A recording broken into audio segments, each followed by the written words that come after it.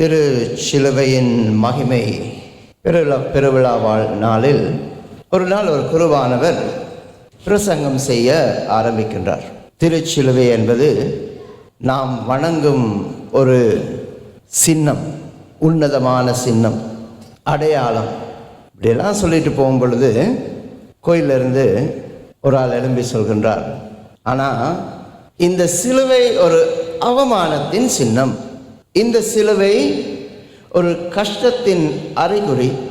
அந்த காலத்தில் ரோமையர்கள் கொடுக்கக்கூடிய மிகப்பெரிய தண்டனை ஒருவருக்கு எதுவென்று சொன்னால் இந்த சிலுவையில் அறைந்து கொள்வது. ஆகவே அது மிகப்பெரிய அருவருக்கத்தக்க ஒரு சின்னம், அது இரத்த கரைபடிந்த ஒரு விடயம். ஃபாதர், அது உண்மையா இல்லையா, உள்ளத்தை தொட்டு சொல்லுங்க என்று சொல்லி ஒரு கேள்வி கேட்கிறார். அப்போ அந்த குருவானவர் அவரை நன்றாக பார்த்து சொன்னாராம், நீங்கள் சொல்கிறது சரி, அதில் எந்த விதமான மாற்று கருத்தும் இல்லை. அதோட அன்றைய பிரசங்கம் முடித்துவிட்டு ஃபாதர் போய் உட்கார்ந்தார். ஃபாதர் பெனடிக்ட் ஒரு கதை சொன்னார். ஒரு கோயிலில் திருச்சிலுவையை பற்றி, மகிமையை பற்றி குருவானவர் சொல்லும் பொழுது சொன்னாராம், அடுத்த வாரம் நீங்கள் வரும் பொழுது உங்களின் சிலுவை ஒன்றை எடுத்து வாருங்கள்.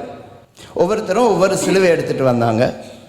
ஒருவர் மட்டும், நம்ம கொஞ்சம் வித்தியாசமாக சொல்லலாமே, அதே காப்பி பண்ணி சொன்னால் என்ன அவர் சொன்னதே சொல்லிட்டீங்கன்னு சொல்லுவாங்கல்ல, ஒருவர் மட்டும் ரொம்ப கஷ்டப்பட்டு தனது மனைவியை தூக்கி கொண்டு வந்தாராம்.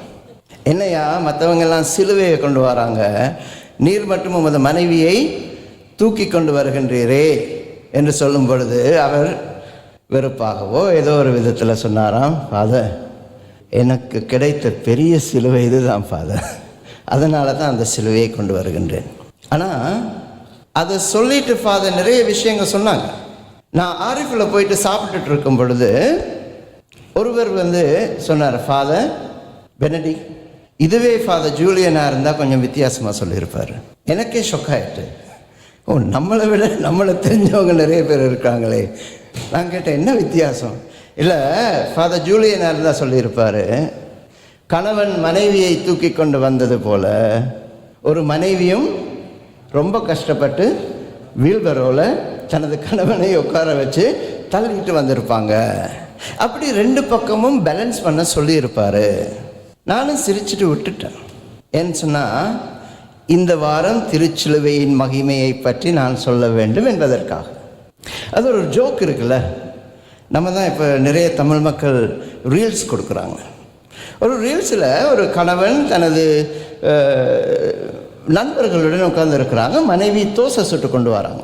தோசை சுட்டு கொண்டு வந்தோடனே மனைவி கணவன்கிட்ட கேட்குறாங்க, தோசை எப்படி இருக்குங்க? அவர் தோசையை ஒரு வாய் வச்சுட்டு சொன்னாராம், உன் மூஞ்சியை போலவே இருக்கு. மனைவி ரொம்ப கோவப்பட்டு அந்த தட்டை பிடுங்கி, அப்போ இன்றைக்கு தோசை உங்களுக்கு இல்லைன்னு சொல்லிட்டு உள்ளே கொண்டு போயிட்டான்.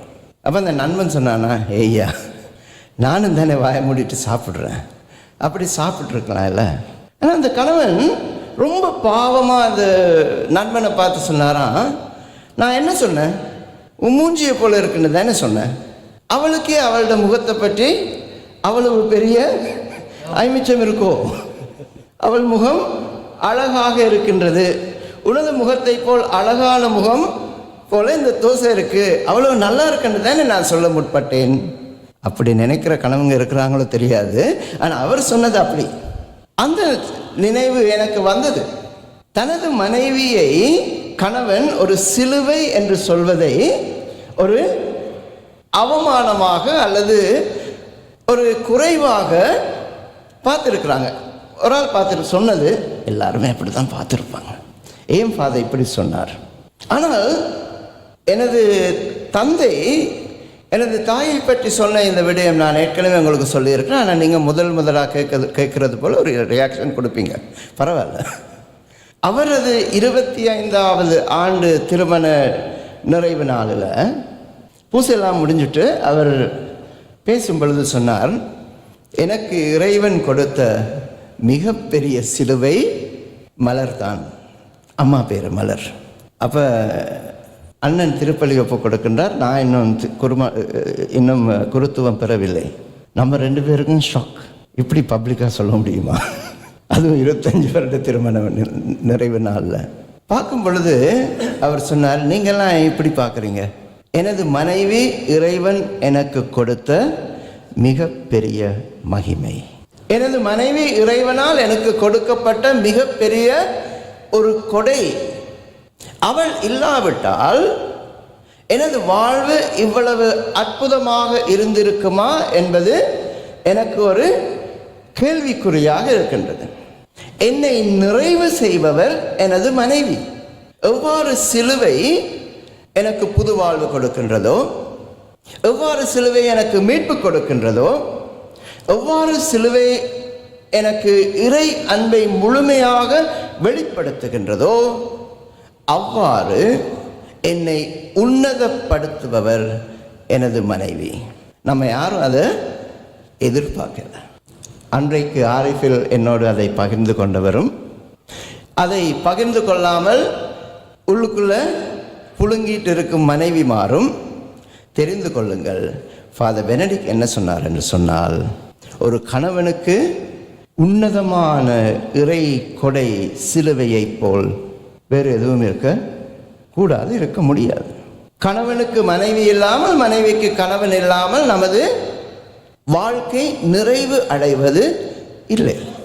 இதில் என்ன விஷயம் என்று சொன்னால், இதில் என்ன பிரச்சனைன்னு சொன்னால், நம்ம இன்னும் சிலுவையை பழைய ஏற்பாட்டு கண்ணோட்டத்தில் பார்த்து கொண்டிருக்கின்றோம். பழைய ஏற்பாட்டிற்கும் புதிய ஏற்பாட்டிற்கும் மிக பெரிய ஒரு வித்தியாசம் இருக்கின்றது. அந்த வித்தியாசத்தை இன்றைய திருச்சிலுவை மகிமையின் வாசகங்கள் நமக்கு எடுத்துரைக்கின்றன. முதல் வாசகம், அந்த இஸ்ராயல் மக்கள் வாழ்வில் ஒரு சக்கரம் இருக்கும், ஒரு சர்க்கிள். அது அடிக்கடி அது நடந்துட்டு இருக்கும். People sin, God punish. People ask for forgiveness, God forgives. மக்கள் பாவம் செய்வார்கள், தவறு செய்வார்கள், இறைவன் தண்டிப்பார். மக்கள் பாவ மன்னிப்பு கேட்பார்கள், இறைவன் அவர்களுக்கு பாவ மன்னிப்பு கொடுப்பார். அதைத்தான் நம்ம இன்றைய முதல் வாசகத்தில் பார்க்குறோம். இறைவனுக்கு எதிராக மக்கள் முணுமுணுக்கின்றார்கள், இறைவன் தண்டிக்கின்றார். மக்கள் பாவ மன்னிப்பு கேட்கின்றார்கள், இறைவன் மன்னிப்பு கொடுக்கின்றார். ஆனால் ஒரு வித்தியாசமாக இறைவன் மன்னிப்பு கொடுக்கின்றார். எந்த உருவத்தால் இறைவன் மக்களை தண்டித்தாரோ அந்த உருவத்தை உற்று நோக்குபவர்கள் பாவ மன்னிப்பு பெற்றார்கள். இன்னும் புரியலையா? பாம்பால அவர்கள் தண்டனையை பெறுகின்றார்கள். மோயிசனிடம் சொல்கின்றார், அவர்கள் எந்த தண்டனையை பெற்றார்களோ அந்த தண்டனையை பார்க்குமாறு நீ ஒரு வெள்ளியில் பாம்பை செய்து உயர்த்தி வை. உயர்த்தி வைக்கப்பட்ட அந்த தண்டனையை, பாவத்தை அவர்கள் பார்க்கும் பொழுது அவர்கள் புதிய வாழ்வை பெற்றுக்கொள்வார். பாவம், தண்டனை, பாவம் மன்னிப்பு, அது பழைய ஏற்பாடு. இப்போ நம்ம இருக்கிற காலத்திலிருந்து நம்ம பார்த்து போனால் புதிய ஏற்பாடு எப்படி இருக்கின்றதுன்னு சொன்னால், அந்த ஆலயத்தில் கேள்வி கேட்ட நண்பர் சிலுவையை ஒரு தண்டனையாக பார்க்கின்றார்.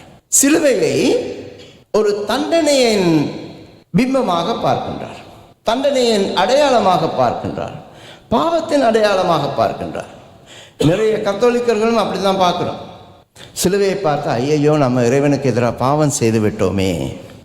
அந்த நிலையில் நீங்கள் இருந்தால் புதிய ஏற்பாட்டுக்கு நீங்கள் வர முடியாது. புதிய ஏற்பாட்டில் இறைவன் பாவத்தை பற்றி பேசவில்லை. நாம் அந்த சிலுவையை உற்று நோக்கும் பொழுது எதை பார்க்கின்றோம்? எதை பார்க்கின்றோம்? சிலுவை தான் பார்ப்போம், வேற என்னத்தை பார்க்கிறோம்?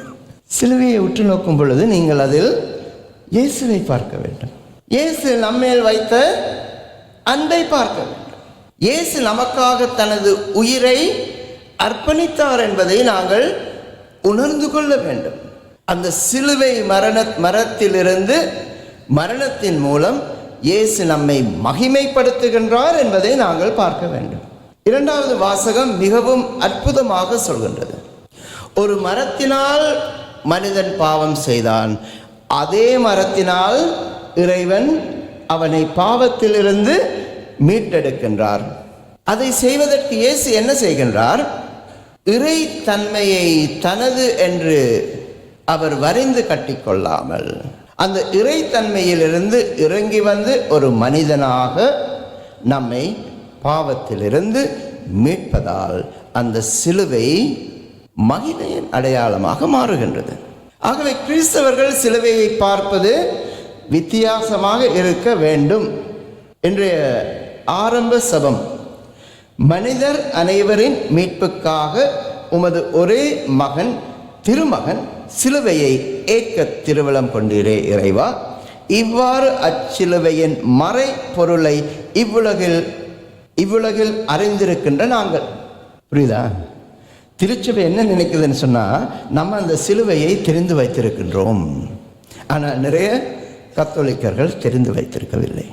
தெரிந்து வைத்திருந்தால் சிலுவையை நாங்கள் தண்டனையின் அடையாளமாக, பாவத்தின் அடையாளமாக பார்க்க மாட்டோம். யோசிச்சு பாருங்க, நல்லா சிந்திச்சு பாருங்க. பெரிய வெள்ளிக்கிழமைக்கு இந்த ஆலயம் நிறைந்திருக்குமா? உயிர்த்த ஞாயிறுக்கு இந்த ஆலயம் நிறைந்திருக்குமா? நல்லா யோசிச்சு பாருங்க. பெரிய வெள்ளிக்கிழமைக்கு திருப்பலிக்கு வராதவர்கள் கூட வரைந்து கட்டிக்கொண்டு இயேசுவை சிலுவையில் இன்னொரு வாட்டி நம்ம அரைஞ்சிட்டு வரலாம் என்று சொல்லிட்டு வருவாங்க. உயிர்த்த ஞாயிறு, ஆஹா 40 நாள் முடிஞ்சதா, விரதம் முடிஞ்சதா, இவ்வளவு நாளும் குடிக்காம சாப்பிடாம வாயை கட்டி வயிற்ற கட்டி இருந்தோமா, அவங்க 3 மணிக்கு பூசை வச்சிருக்கிறாங்க. நம்மளாலெல்லாம் முடியாது சாமி. பிரியாணி சாப்பிட்டுட்டு மற்ற விஷயம் நான் சொல்ல போகிறதில்ல, நல்லா தூங்கிடும். நீங்கள் எப்போ திருப்பலிக்கு வரணும்? எப்போ வரணும்? நம்ம ஓட்ட சர்ஸ் போல தான் 3 வாட்டி கேட்கணும். ஒரே கேள்வியை 3வது வாட்டி கேட்கணும். நீங்கள் எப்போ திருப்பலிக்கு வரணும்? எல்லா நாளும் வரணும். எதுமா? அன்றாடம் வர்றவங்க சொல்கிறாங்க பாருங்க, உயிர்த்த ஞாயிறு வர வேண்டும் அப்படின்னு சொன்னால் ஃபாதர், நம்ம பெரிய வியாழத்துக்கு திருப்பலிக்க வர வேணாமா? பெரிய வெள்ளிக்கிழமை திருப்பலியே இல்லை, அது தெரியுமா உங்களுக்கு? பெரிய வெள்ளிக்கிழமை திருப்பலியே இல்லை. அன்றைக்கு நடப்பது சர்வீஸ், அன்றைக்கு திருப்பலி இல்லை. ஏன்னு சொன்னால், பெரிய வியாழன் ஆரம்பிக்கும் திருப்பலி வெள்ளிக்கிழமை தொடருது, சனிக்கிழமை இரவு தான் அது முடியும். அந்த பெரிய வெள்ளியில் இயேசு நம்மை பெருமைப்படுத்துவார், உன்னதப்படுத்துவார், நிகழ்ச்சிப்படுத்துவார். நமக்கு புதிய வாழ்வை கொடுப்பதற்காக தன்னைத்தானே தாழ்த்தி கொள்வார். அதைத்தான் திருமணத்தில் ஒரு மனைவி செய்கின்றார். அதைத்தான் நம்ம செய்யணும். அதைத்தான் நம்ம அதில் விட்டுட்டு போனோன்னு சொன்னால் ஃபாதர் பெனடிக்ட் போலவே இவரும் மாறிட்டார் சொல்லுவாங்க. அதைத்தான் திருமணத்தில் ஒரு கணவனும் செய்கின்றார். கணவன் எப்பொழுது மனைவிக்காக தன்னை தாழ்த்துகின்றாரோ அப்பொழுது அவர் ஒரு மகிமையின் சிலுவையின் அடையாளமாக மாறுகின்றார். எப்பொழுது ஒரு மனைவி கணவனுக்காக, குடும்பத்திற்காக தன்னை தாழ்த்துகின்றாரோ அப்பொழுது அவர் இயேசுவின் சிலுவையின் அடையாளமாக மாறுகின்றார். இயேசுவில் அன்புமிக்க சகோதர சகோதரிகளே, இந்த சிலுவை, திருச்சிலுவையின் மகிமை ஆரம்பத்திலிருந்து கொண்டாடப்பட்ட ஒரு திருவிழா அல்ல. எப்பொழுது புனித ஹெலனாவை தெரியுமா? அட்லீஸ்ட் ஒரு ஆளுக்கு இங்கே தெரிஞ்சிருக்கணும். இசபெல்லா தெரியுமா? அவங்க என்ன செஞ்சாங்க? சிலுவையை கண்டுபிடித்தார். புனித ஹெலனா சிலுவையை கண்டுபிடித்தார். அந்த சிலுவையை கண்டுபிடித்த பிறகு அதற்கு அந்த இடத்துல ஒரு பெரிய ஒரு ஆலயம் கட்டுகின்றார்.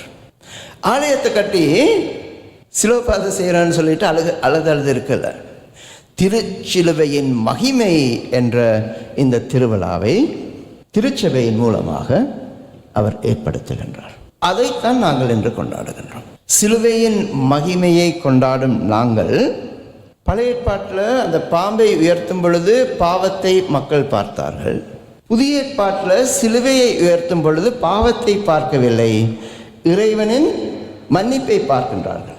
நான் ஆரம்பத்தில் சொன்னது போல, பழைய ஏற்பாட்டில் பாவம், தண்டனை, மன்னிப்பு கோரல், மன்னிப்பு. புதிய ஏற்பாடு அப்படி இல்லை, ரிவர்ஸ். அது இறை மகன் தன்னை நமது பாவங்களுக்காக, இப்பொழுது இங்கே இருக்கும் நமது பாவங்களுக்காக ஏற்கனவே தண்டனையை அனுபவித்து நமக்கு மன்னிப்பை கொடுத்து விட்டார். இது கொஞ்சம் ட்ரிக்கியான ஒரு விடயம், ஆனால் இதுதான் உண்மை. நாம் இனிமேல் செய்ய போகிற பாவங்களுக்காக இறைவன் எனக்கும் உங்களுக்கும் ஏற்கனவே மன்னிப்பு கொடுத்துட்டார். அதனால ஃபாதர், நாங்கள் ரொம்ப ஃப்ரீயாக போயிட்டு இனிமேல் எவ்வளவு பாவமும் செய்யலாம். அப்படியா? அப்படியா? எவ்வளவு தூரம் இறை அன்பை நாங்கள் உணர்ந்து கொள்கின்றோமோ அவ்வளவு தூரம் நாம் தவறு செய்வதிலிருந்து விலகிக் கொள்ள வேண்டும். இயேசுவின் பிறகு புதிய ஏற்பாட்டில் பாவ மன்னிப்பு ஏற்கனவே கொடுக்கப்பட்டு விட்டது. ஆகவே நாங்கள் பாவத்தில் விழும் பொழுது அந்த துக்கத்தில், அந்த ஆதங்கத்தில் நான் இறைவனிடம் மீண்டும் செல்ல அழைக்கப்பட்டிருக்கின்றோம். இப்போ நம்ம பார்க்கறது பாவத்தை அல்ல, துன்பத்தை அல்ல, கஷ்டத்தை அல்ல, இன்னல்களை அல்ல, இறை அன்பை பார்க்கின்றோம். அதே போல் கணவன்மாரை கஷ்டமாக தான் இருக்கும். ஆனால் நீங்கள் அடுத்த வாட்டி மனைவியை பார்க்கும் பொழுது என்னத்தை பார்ப்பீங்க? அவர்களிடம் இருக்கும் குறைகளை அல்ல, நிறைகளை பார்க்க வேண்டும். குறைகள் இருந்தால் அதை நிவர்த்தி செய்யும் வல்லமை யாரிடம் இருக்கின்றது? உங்களிடம் இருக்கின்றது. நிறைவு செய்யுங்கள், அவரை மகிமைப்படுத்துங்கள். மனைவிமாரை வயது போக போக தாடியெல்லாம் வளரும் பொழுது, தாடியெல்லாம் நரைக்கும் பொழுது, அவங்கள பார்க்கும் பொழுது எதை பார்க்க போகின்றீர்கள்? குற்றங்களை அல்ல, குறைகளை அல்ல, இயலாத்தன்மையை அல்ல, அவர்களது நன்மைத்தனத்தை நீங்கள் பார்க்க வேண்டும். இது குழந்தைகளுக்கும் பொருந்தும். வயது போக போக போக நமது வயது போகும் பெற்றோரை பார்க்கும் விதம் மிகவும் கஷ்டமான விடயமாக மாறிக்கொண்டு வருகின்றது. வயது போன பெற்றோரை நாம் மகிமைப்படுத்த தவறிவிடுகின்றோம். அவர்களை பார்க்கும் பொழுது அவர்கள் நம்மை மகிமைப்படுத்தியதை நாங்கள் நினைவு வைத்திருக்க வேண்டும். அதே போல பெற்றோர் உங்கள் குழந்தைகளை பார்க்கும் பொழுது அவர்களை நீங்கள் மகிமைப்படுத்த வேண்டும். அவர்களது நன்மைத்தனங்களை மட்டும் பாருங்கள். அதை நாங்கள் செய்தால் திருச்சிலுவையால் எவ்வாறு நாங்கள் மகிமைப்பட்டோமோ அதேபோல் நமது வாழ்வால் நாம் மற்றவர்களை மகிமைப்படுத்தும் அந்த பாக்கியம், வரம், வல்லமை நம் ஒவ்வொருவருக்கும் கிடைக்கும். இந்த வல்லமையை கேட்டு, இந்த ஆசிரை கேட்டு நாங்கள் இறைவனிடம் மன்றாடுவோம்.